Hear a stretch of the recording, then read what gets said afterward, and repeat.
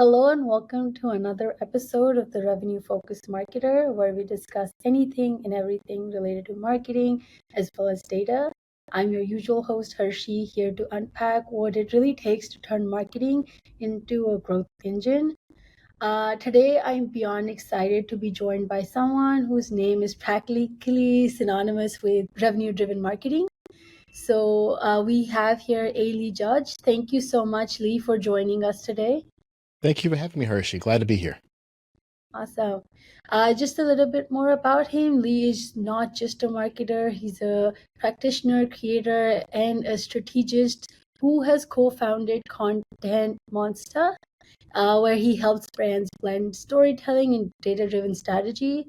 So, in this episode, we're really hoping to dive deeper into what it means to actually generate leads that convert, why marketing and sales still kind of argue over MQLs, and how content, even with AI, can kind of help marketers stop just publishing but really start performing. So, let's jump right in. All right. Awesome.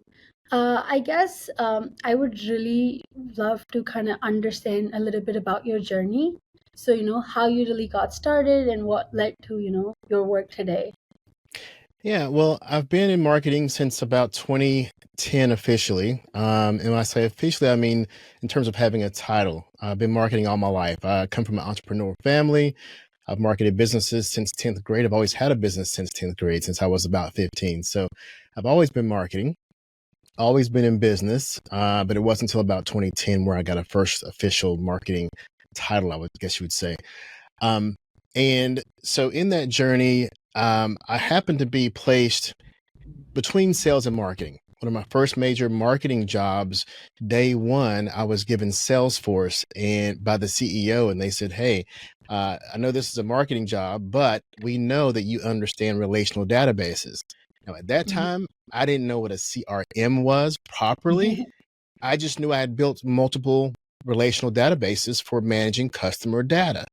So the CEO knew that. I just didn't know what I knew.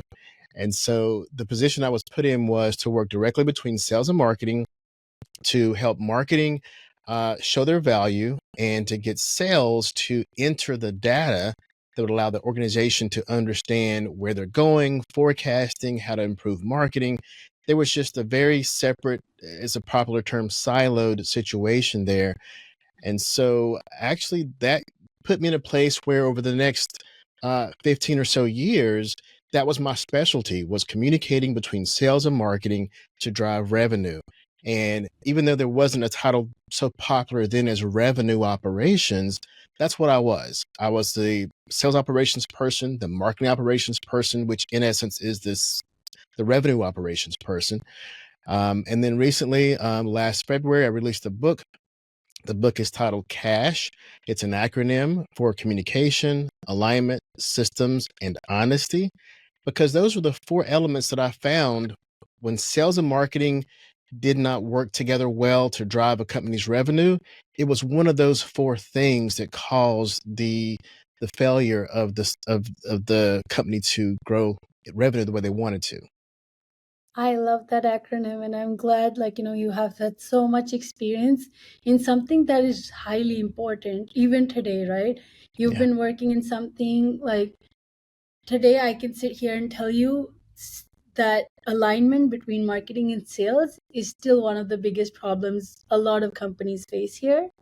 So, if, for someone who is still trying to figure how to get better with this, what advice would you have? Would it be maybe you can dive deeper into the system that you've established here, but how does one really start solidifying and finding a solution to this problem?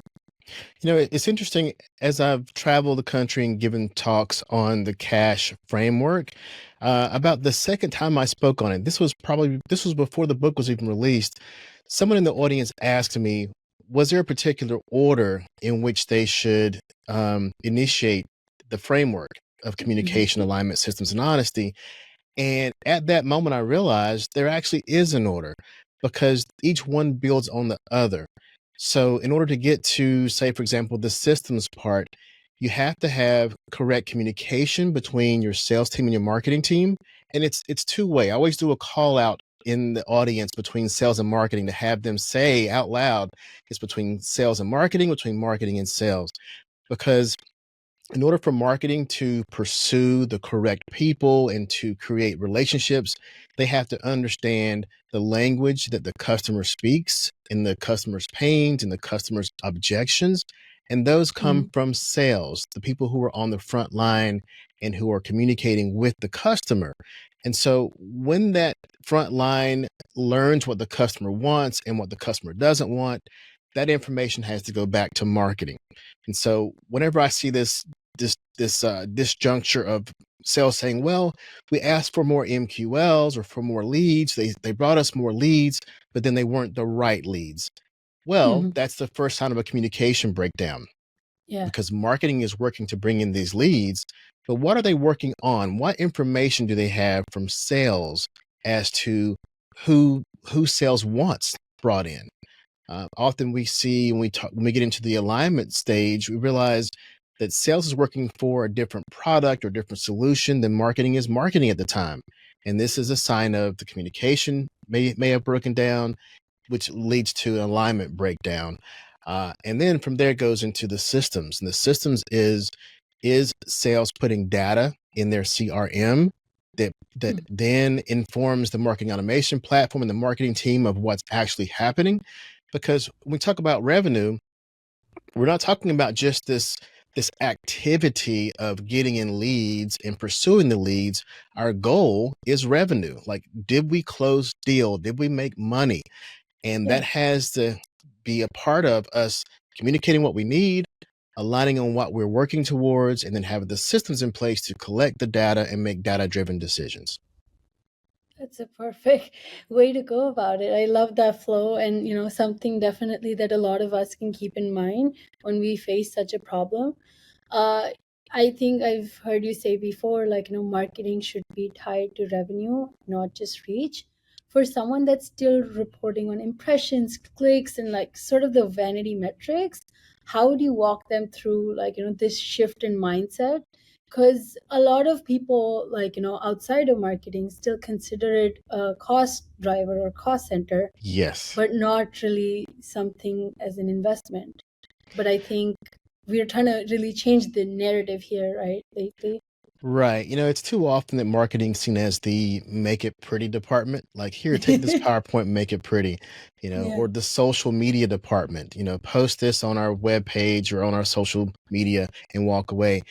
But if marketing is held to, which they're held to responsibility to help drive revenue, but yet we allow some marketing teams to report on things that aren't tied to revenue. Hmm. So marketing needs to take it upon themselves to say, you know what, even though maybe our CMO and below are asking us for web views and social follows and the like, and trade show booths and PowerPoints, we may be asked for those things, but in order for us to show our value, it's on marketers to attend sales meetings, find out what hits the bottom line, find out what the company really cares about.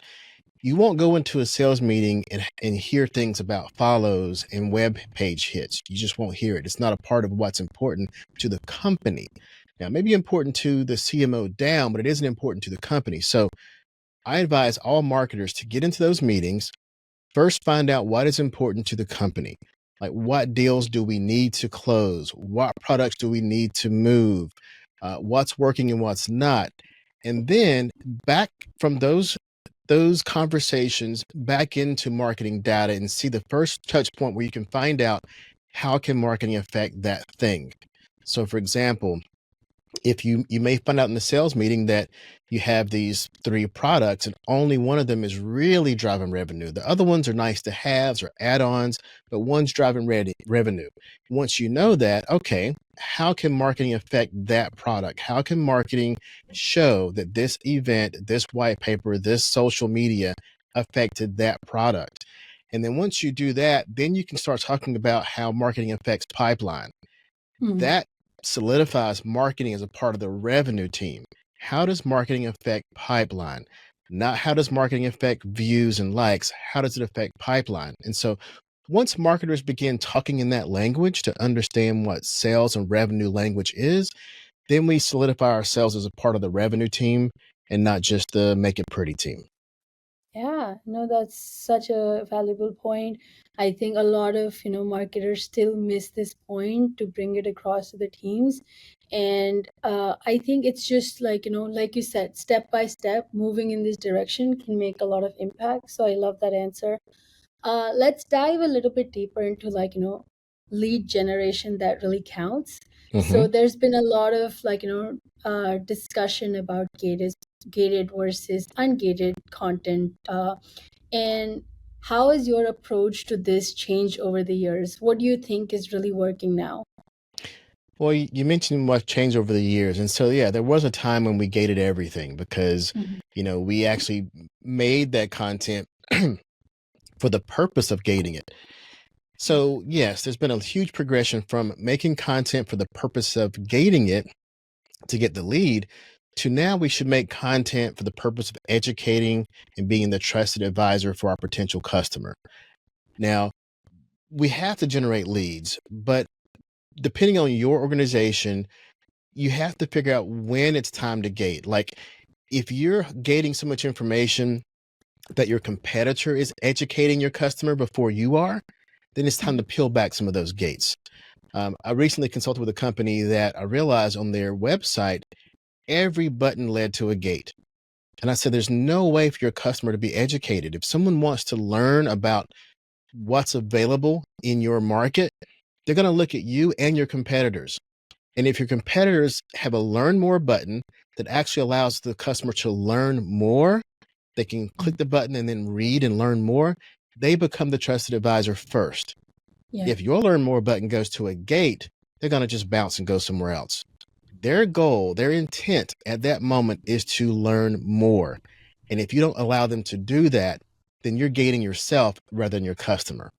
So now we have to give away more information because, and even my own company's philosophy is that if a customer's interested in doing business with anyone in our space, they're going to go with the ones who help them understand their problem, their solution, what the next move is. And so we don't want to block any of that. Now, at some point they have to contact us, and that's when the gate happens. It's not even a gate, it's a doorway. It's a, you've now been educated.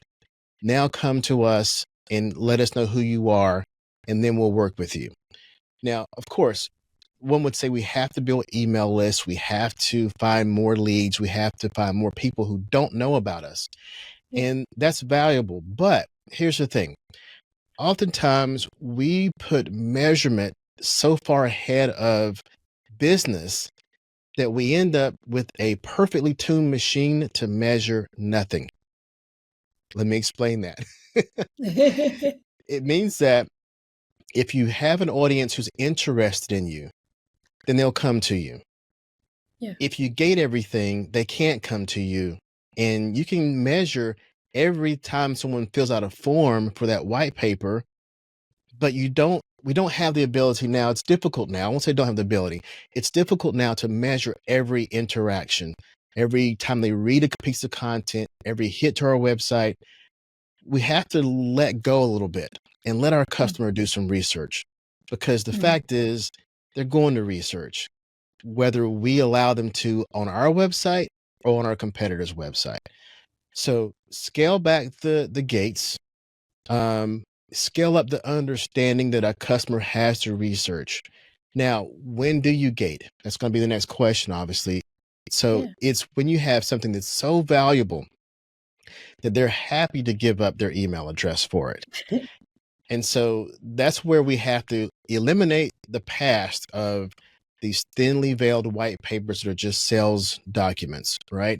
They have to be things that are so valuable. You have to put in the time and the work and the effort to create content that the customer could not have found on their own. So that's your unique research, perhaps. That's maybe you've done the work to compile all the research that your customer may have done into one place that makes it valuable to them to save time. So if you can say to me, okay, Lee, there's lots of people out there who are competing with us. I will give you one document that will allow you to save you hours of research that will tell you honestly what the best solution is and how to obtain that best solution. And it's not a thinly veiled sales pitch for our product.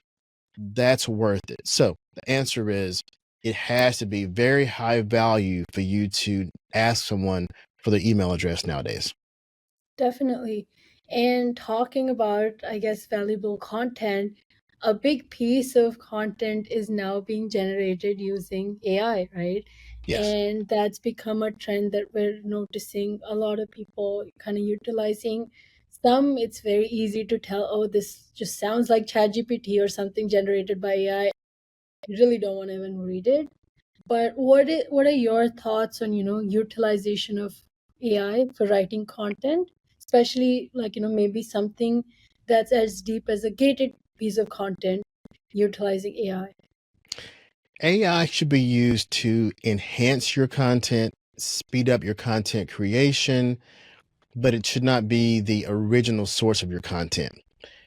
Tying that back to what we said a moment ago about gated, if you're using AI to create the content, like from the start, and then Mhm. you gate it, you're gating information that is obviously widely available. Otherwise, AI could not have created it. So, Yeah. right now, someone's probably creating content using AI and then gating it, not realizing that they've gated something that was widely available in the first place. Otherwise, AI couldn't have made it. Now, Yep. where I think we should use AI. Now, my company is a content creation company, my agency, Content Monster, and we use lots of AI, but we use AI as a tool to speed up the process, to simplify the process, to enhance the content. It's okay if you have, if you're writing something and you have three reasons to do ABC and you want to know, did I thoroughly cover that? And AI says, wait, there's a fourth reason, right? Mhm. So AI is complemented your thoughts, but you have to have started with your unique perspective. That's why I love video and podcasts so much because we're having a conversation. We will say things that are new, original, It's ideal. authentic. Yeah. Right. They're authentic and they're things that we haven't written before. And what that does is it gives us language that if you take this conversation we're having now, for example, you use AI to transcribe it, even if you use AI to create an article from it, that article is based on a human conversation, right? These It's are going to be things that, unique. Yeah. right, it's unique. Things that you and I are saying right now. You'll get your opinion, my opinion. These are new things that are being generated by humans. And then we use AI to aggregate that into an article. Now, that's fine. So, AI is a great second step to human creation and even maybe a final step to quality check human creation. But there has to be human in the loop. Otherwise, you're not making anything new and you definitely can't gate it. So, when it comes to SEO, when it comes to being found in generative AI search, you have to have something new. If it's opinion, if it's research, if it's a thought, if it isn't new, then you're not competing with against your competitors. You're just making more slop out there for AI to rehash over and over. So if you want to stand out, you want to reach new people with new ideas, you're going to have to start with a human. Definitely. And I love that you kind of bridged this next question for me here, which is I do want to dive deeper into SEO nowadays because the way we search is already starting to change. Mhm. And, a lot of people Google used to be the one stop shop for any questions you might have. And lately it's been like, let me ask ChatGPT or like, let me ask one of my other AI tools that I'm utilizing, right? And even if you are using AI now or Google now, you kind of limit yourself to like the first AI generated prompt or response that you get instead of really spending hours scrolling through what pops up. So for companies that are still, investing their time in SEO, what's the approach that they should follow? Do you think it's going to stay the same? Is EEAT something like, people should still consider within SEO? Or are we really trying to like, drift away from this concept of SEO and needing to get these rankings now? Well, in terms of SEO and generative search, yes, we are seeing that a slither of search is now moving from Google and being into to AI platforms. But the important thing to know is that it's just starting now. We're not Mhm. fully there yet, and SEO is still important, and web search is still important on browsers. But the the baseline of that is the practices that were good for traditional SEO are still Mhm. good for generative search results. Okay. So the basis of it, like the first E is experience. Mhm. So if you are giving experience into your content, then or expertise, then you're still giving something that's new and original. So new and original was good for traditional SEO, and new and original is good for generative search results. So if you're good at those things of creating original content, whether it be research or opinion, the rules haven't changed, just the platforms. Now, one thing that I have seen change is that the content you create now can be more multimedia. So you can create podcasts, you can create video, and these types of content can give you an advantage when it comes to generative search results because Mhm. it's able to do more to dig deeper into transcripts. If you have a YouTube video, that text is available there. Now, it was there before because Google owns YouTube and Google knows what's there, but you're going to find that more unique content will be surfaced. If you search right now in ChatGPT or Perplexity, you're going to find companies that you've never heard of that have Mhm. had no chance of showing up in traditional search, but now they're suddenly showing up in those engines. What does that mean? Well, it means that those engines are, of course, looking at content differently. um, the ones who were winning with SEO still tend to rise to the top in those platforms, but also ones that never won at SEO are showing up. So I think what's happening is we're seeing that the generative AI search results are finding things that traditional SEO or traditional browser search was missing. And so I Mhm. think now's a great time for brands to lean in on multimedia content that could be their advantage over just text content to get their visibility to rise in generative search. Definitely. And I think the way we want to learn also is adapting, and there's different types that people prefer to. So it's good to have, like, multiple channels or platforms where people, and types of medias where people can really get your content and kind of really make the most out of it. Let's talk here a little bit about, like, some of the struggles. I think many companies struggles to build a nurture journey that kind of matches the buyer's reality. So where do you think they go wrong? Like, let's kind of reel back here into, like, going deeper into the customer journey aspect. Well, where companies often go wrong is thinking that we can control the customer journey. It is the customer's journey, not ours. Hmm. And so we just have to have content laid out along what we perceive as the customer journey for them to consume it when they're ready to. So there's nothing wrong with having the visual of the funnel because, yes, we talk to the masses and we narrow it down to the few customers. So Hmm. the theory of the funnel still exists. It's just how it performs is different. The funnel is no longer linear. They don't neatly go from awareness to down to action and to become a customer. That that lineage is different now. Now they can become into awareness. They may even consider you. They may leave the funnel, go out the side and disappear, come back into the top of the funnel again, get down to action, go find a buying committee, disappear, come back in. So the funnel is messy, but it still exists. So in terms of the journey, we have to make sure that we create content that is available for every stage of the funnel. So we don't just create top of funnel content and leave it at that. We don't just produce bottom of the funnel content. We need to make sure that we create content directed for each level of the funnel and then understand that our customers will bounce around. They may get to a consideration stage and still benefit from top of the funnel content because they may bring in new people in their buyers group. Hmm. So in the past, we would say, you know what, they're in a consideration stage. Let's make sure we get the product videos and the white papers and the research to them. That's if there's only one person in that process who's buying from us. Now, maybe in B2C, that's possible, but in B2B, there's likely to be a buying committee. And so that person who's considering, who's ready to close the deal, may need someone else's input to close the deal. And that someone else may need top of the funnel content, right? So the goal is to zoom out some, create content strategically for every part of the stage of the funnel, and know that your customer will consume it when they decide to consume it, right? And that the journey is completely theirs. And that goes back to our question about the gating. If you start gating certain parts of the funnel, you're going to cut off people who join that buying committee and who now want to learn about the company, but they're not trying to get back into your email list or on your email list.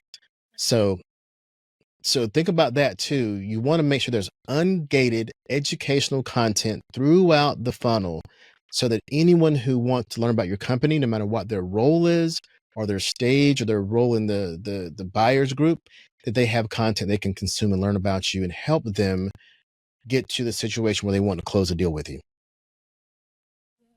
I think I love when you said, like, it's the customer journey, It's the not customer's yours. journey, not I ours. think it's very deep, and a lot of time it's easy to lose focus of that.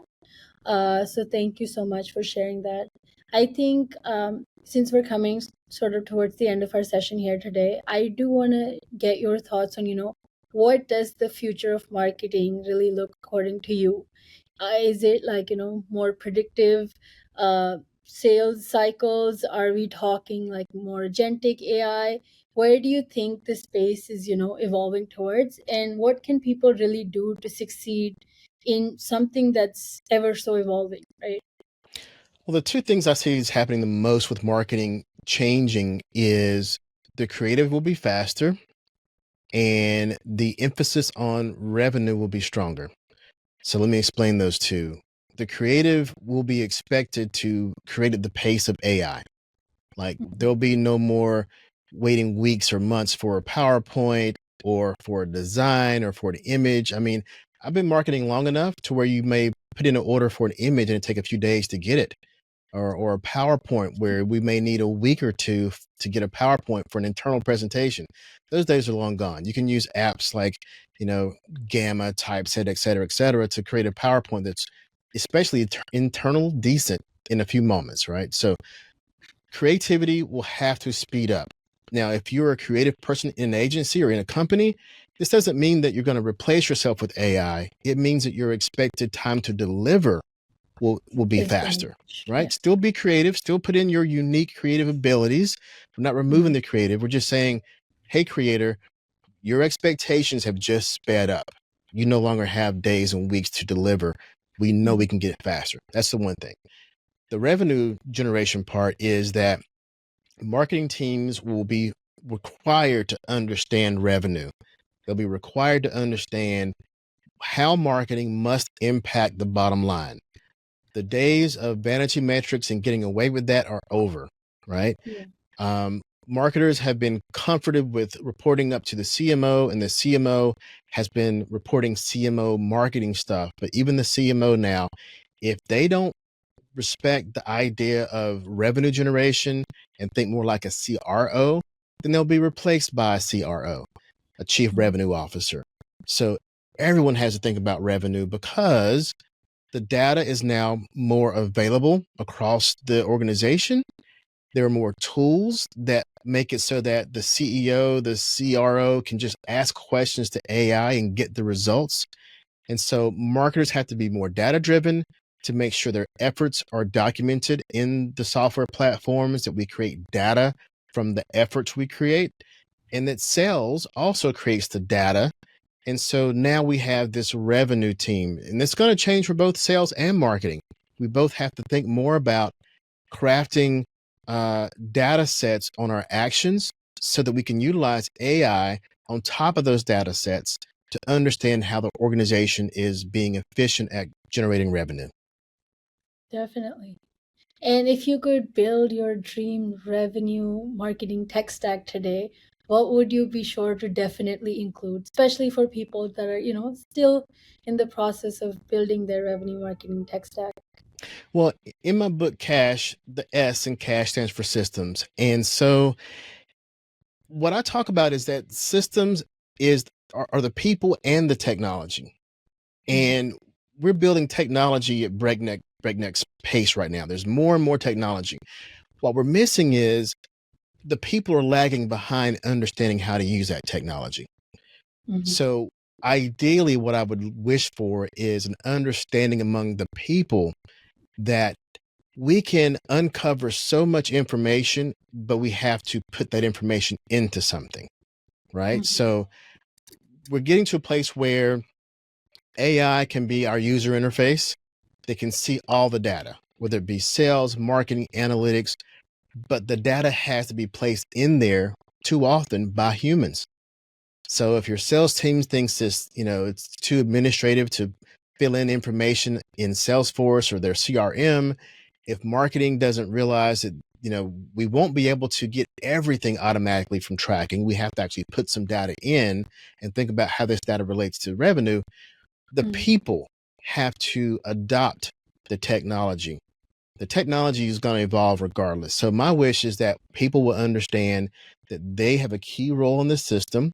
If they put the data in, then they can benefit from the technology we have now to get the data out. At Dig Growth, we often say garbage in is garbage out, Garbage right? So in, really, garbage out. it's really important to focus on getting those foundations right, making sure you're getting clean data in to be really able to get the insights that you really want. So thank you so much. I think this has been such an incredible session. I know I have learned a lot, and I'm sure our listeners will too. For people that from the audience that would love to learn more about your book, your work, where can they kind of contact you, or get more information about you?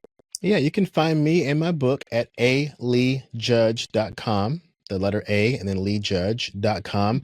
The book is there as well. The book is called Cash. It stands for Communication, Alignment, Systems, and Honesty. And it's designed for marketers who need to understand sales better and sales who need to understand marketing better and the revenue leaders who lead the organization. And then there's my agency, Content Monster. We create content for businesses, mainly multimedia. So your video, your podcast, and we do that with a marketing mindset. We're not a podcast agency or a video company. We're a marketing agency that's designed for revenue, and we want to make sure we help you create content to reach more customers. That's incredible. What a wonderful world it would be if everybody followed your book and actually got that alignment between marketing and sales done correctly. I hope so. So, thank you so much for joining us here today. Again, it's been such a great session, and it was been a true pleasure to kind of have you here today and hear your insights. So, thank you so much. And also for our listeners that are tuning in, we'd love to hear your feedback on the episode, and we'll catch you at the next one. So, thank you so much. Thank you.